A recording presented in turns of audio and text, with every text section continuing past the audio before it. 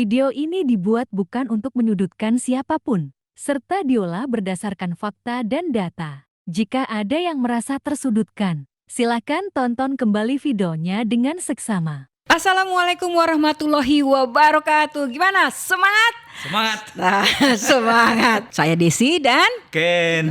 kenapa? Ken yang mau keluar negeri. Mau keluar negeri? Iya. Comel Udah aja. lama pandemi nggak pernah keluar negeri, nih pengen keluar negeri. Ada lagi nih berita luar negeri nih. Walaupun sebenarnya tuh masalahnya sederhana banget gitu loh. Udah denger kan? Nah, ini lihat cuplikannya dulu nih. Taipei Taiwan menerima amplop berisi surat suara Pilpres dan Pileg DPR RI untuk pemilu serentak 2024 beredar di media sosial.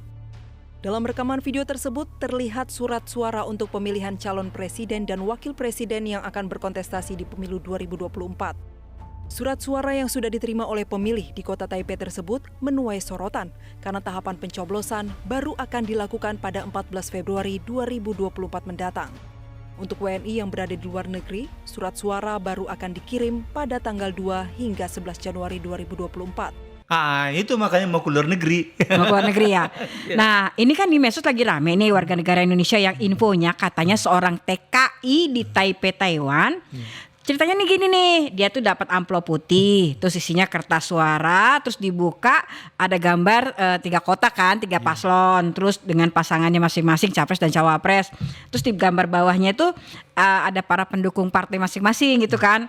Nah, itu di-upload di medsos, rame lah itu barang. Loh, jadi bahan pertanyaan, loh kok bisa? Kok udah dapat duluan?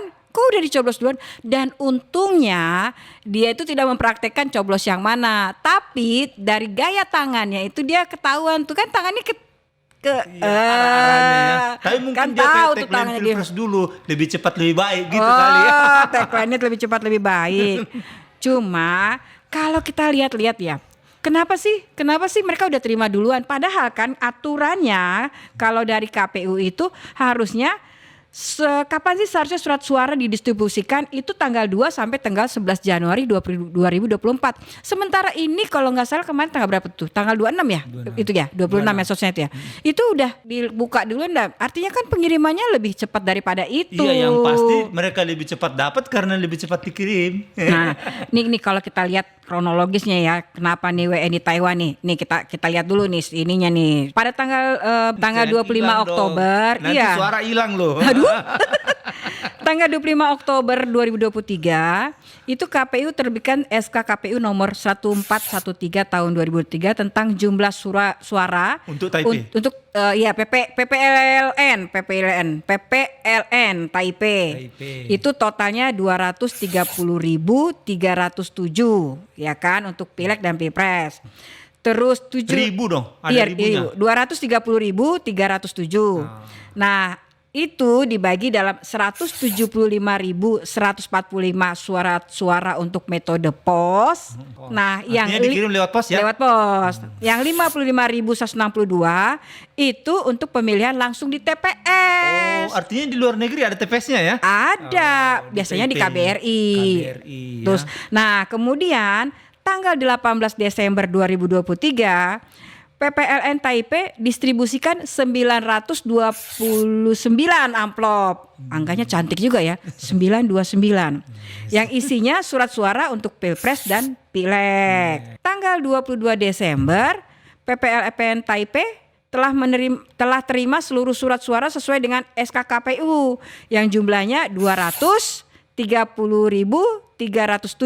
Artinya barang yang dikirim dari Jakarta dan diterima di PPLN ya luar negeri. PLN ya. Ya bukan.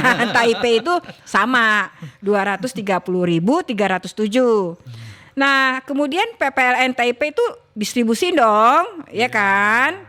Distribusikan kepada warga negara Indonesia dan ketua KPU terakhir begitu viral tanggal 25 dari 26 itu tanggal 25 dikirim tuh 26 Ketua KPU menyatakan 62.552 surat suara dikategorikan surat suara rusak dan tidak sah. Loh, Tapi gimana kalau udah sempat dikirim, yang dicoblos dikirim balik gitu? Nah, ini yang kita gimana bahas tuh? kan gini nih. Ini kan kertas suara nih udah dikirim di 230.300 berapa? 77 ya. 7. Belibet nih lidahnya nih kalau ngomongin angka ya. Makanya itu gampang diselewengkan. Nah. Karena ribet ngitungnya. Nah, ini kan dikirim kan. Ya, nah kan kertas suara kan masih sama semua dong. Iya nggak? Iya nggak? Bener nggak? Sama dong. Surat suaranya. Nah, ini udah dikirim. Iya. Terus udah gitu, Kalau untuk ini Pilpres sama surat ini suara. dinyata udah diterima nih. Aku udah terima nih di Taipei.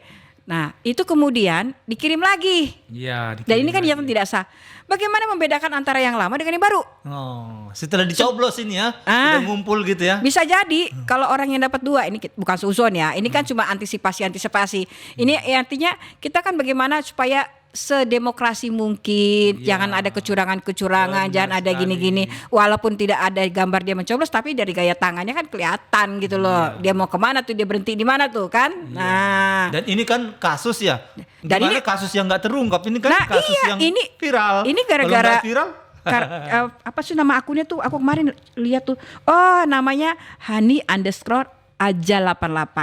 Nah, jadi itu bagaimana membedakan kertas suara yang bentuknya sama, gambarnya sama, warnanya sama, semuanya sama, antara yang rusak dengan yang tidak rusak. wah itu dia. Yang sebelumnya belum dicoblos juga. Jadi satu orang bisa dapat 2 loh. Iya. Dan benar. itu juga duit juga loh. Iya, dan dikirim Anggaran balik juga. gitu ya. Nah, anggaran juga apa dikirim yang lama dikasihin kemudian dikasih yang baru. Nah, itu kan anggaran juga pakai pos, emang gratis semuanya. Oh bayar dong. Ya tinggal ditambahkan uang untuk pemilu gede. Oh, gede. Nah, triliunan. ini tadi kan bilang tuh, ini yang terungkap. Gimana kalau nggak terungkap? Nggak Di daerah terungkap, lain, tinggal di negara ketahuan. lain. Di negara lain gimana? Iya. Gimana coba? Kan ada kasus-kasus pemilu sebelumnya kan pernah ada kejadian di apa?